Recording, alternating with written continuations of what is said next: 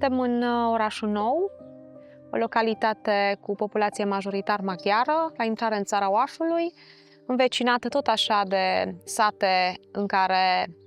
maghiarii sunt majoritari ca populație, Remetea Oașului, Vama, și casa face parte dintr-o gospodărie specifică arhitecturii tradiționale maghiare, dar cel mai special element din gospodăria de la orașul Nou este teascul pentru sfărmat și pentru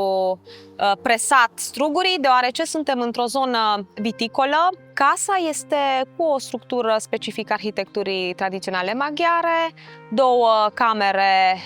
și o tindă, camera din față curată, în care sunt mobilierul și elementele de interior specifice zilelor de sărbătoare, în care se pune accent mai mult pe partea decorativă, camere în care se primesc oaspeții, tinda care are rol de bucătărie și camera din spate, unde e camera de locuit, cu pat, cu mobilierul specific vieții de zi cu zi și unde sunt și așezate toate ustensilele pentru obținerea textilelor, război de țesut, fuior, torcătoare.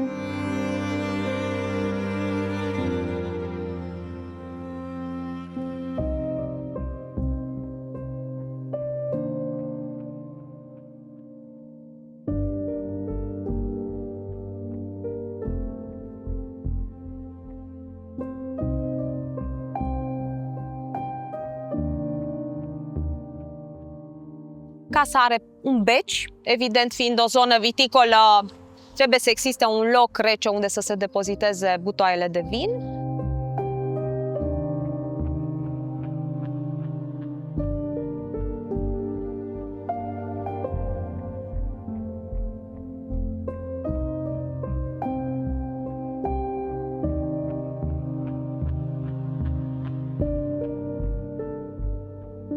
Turiștii, vizitatorii care trec pe drumul național pot să descopere specificul maghiar. Casa fiind strămutată de pe strada Bisericii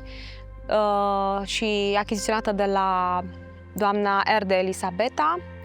având toate caracteristicile unei gospodării maghiare de început de secol 20.